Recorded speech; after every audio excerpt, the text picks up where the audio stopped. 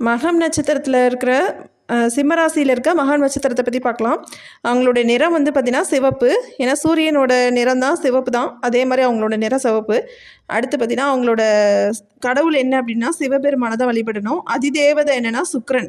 சுக்ரன் அப்படிங்கிறதுனால அவங்களுக்கு வந்து சந்தோஷம், மகிழ்ச்சி, செல்வம், சாமதி சுகம், ஒரு மகிழ்ச்சியான சூழ்நிலை இருக்கும்.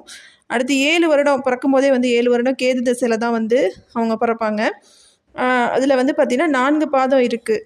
இந்த மகம் நட்சத்திரத்தில் 4 பாதம் இருக்குது. அதில் ஃபஸ்ட்டு முதல் பாதம் இருக்கிறவங்க எப்படி இருப்பாங்கன்னா சிவந்த கண் உடையவர்கள். கல்வி, சாஸ்திரம் இதிலெல்லாம் வல்லமையாக இருப்பாங்க.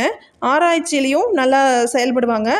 அதிபயங்கரமாக திறமையான இவங்களாக இருப்பாங்க. தர்ம சிந்தனை உடையவர்கள், பிறருக்கு உதவி செய்பவர்கள். இவங்க தான் இந்த 1ஆம் பாதத்தில் இருக்கிறவங்க. அடுத்து 2ஆம் பாதத்தில் பார்த்தோம் அப்படின்னு சொன்னால் மந்தமான குணம் உடையவர்கள், செலவு அதிகம் செய்பவர், வியாதிகளை கொண்டவர், கௌரவமாக இருக்கணும் அப்படின்னு நினைப்பாங்க. பரிசுத்த எண்ணம் உடையவர், கெட்ட எண்ணம் அவங்களுக்கு வந்து கிடையாது, நல்ல எண்ணமாக இருப்பாங்க. அடுத்து 3ஆவது பாதத்தில் பார்த்தோம் அப்படின்னா சாது, அமைதி, தான் உண்டு தான் வேலை உண்டு அப்படின்னு சொல்லியிருப்பாங்க. ஆனால் அடுத்தவங்களை பார்த்து ஏங்குவாங்க. பிறர் பொருளை பார்த்து வந்து அவங்க ஏங்கிட்டு இருப்பாங்க. அது மாதிரி நமக்கு வேணும் அப்படிங்கிற மாதிரி இருப்பாங்க. அது மாதிரி பல வகை வியாதிகள் வந்து உடையவர்களாக இருப்பாங்க. அடுத்து 4ஆவது பாதத்தில் பார்த்தோம் அப்படின்னா மனைவியிடம் அடங்கி போவாங்க. சரும நோய் வந்து தோல் நோய் வந்து இருக்கும். அடுத்து ஒழுக்கம் உடையவர்கள், ஆண் பெண் மரியாதை, அதாவது ஆணாக இருந்தால் பெண்ணுக்கிட்ட மரியாதை கொடுக்கறது, பெண்ணாக இருந்தால் ஆணுக்கு மரியாதை கொடுக்குறது, அந்த மாதிரி இருப்பாங்க. வசியம் செய்பவர்கள். இதுதான் 4ஆவது பாடத்தில் பிறந்தவங்க. அடுத்து பொது திசா புத்தி. பொதுவான திசா புத்தி வந்து என்ன அப்படின்னு சொன்னால் பிறக்கும் போதே வந்து 7 மாதம் வந்து கேது திசை நடக்கும். 7 வருஷம் வந்து கேது தசையில் இருக்கும். அது 4 வருஷம் வந்து பாக்கி. அதில் கல்வி, தேர்ச்சி, தாய் தகப்பன் பிரிவு, அதாவது கல்வியில் வந்து நல்லா தேர்ச்சி அடைஞ்சிருவாங்க. தாய் தகப்பன் வந்து பிரிவு இருக்கும் அவங்களுக்கு. அடுத்தது கல்வி கேள்வியில் வந்து சிறந்து விளங்குவாங்க.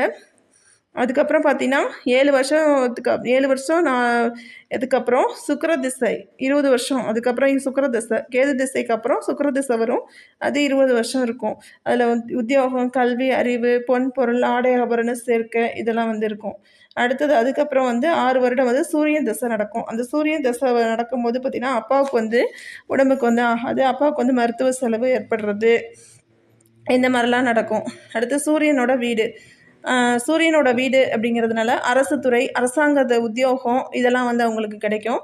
அதுக்கப்புறம் பார்த்திங்கன்னா 10 வருடம் வந்து சந்திர திசை. இந்த சந்திர திசையில் தான் அவங்களுக்கு வந்து பார்த்திங்கன்னா குழந்தைகள், ஞானமுடைய குழந்தைகள் வந்து அவங்களுக்கு பிறக்கிறதுக்கு வாய்ப்பு இருக்குது. அறிவு இதெல்லாம் வந்து ஏற்படும்.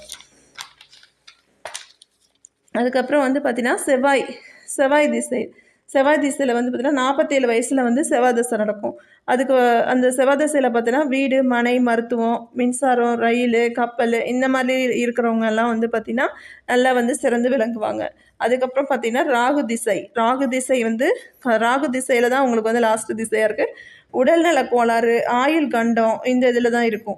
இந்த பலன்கள் வரும் அப்படின்னு, இந்த பலன் தான் வரும் அப்படிங்கிறதெல்லாம் எதிர்பார்க்க முடியாது. ஏன்னா அவங்கவுங்க ஜாதகத்தில் இருக்கிற அந்த கிரகநிலைகள் பொறுத்து தான் வந்து அவங்களோட கட்டம், ராசி கட்டம், கிரகநிலைகள் இதை பொறுத்து தான் வந்து ஒவ்வொருவருக்கும் மாறுபடும். இது வந்து எல்லாத்துக்கும் வந்து இது பொருந்தாது. ஆனால் பொதுவான இதுதான் வந்து ஒரு அனுமானத்தில் தான் இது வந்து சொல்கிறாங்க. இது என்னென்னா அவங்கவுங்க ராசி கட்டத்தில் இருக்கிற மாதிரி தான் இருக்கும். கிரகங்களுக்கு தகுந்த மாதிரி மாறும். நன்றி, வணக்கம்.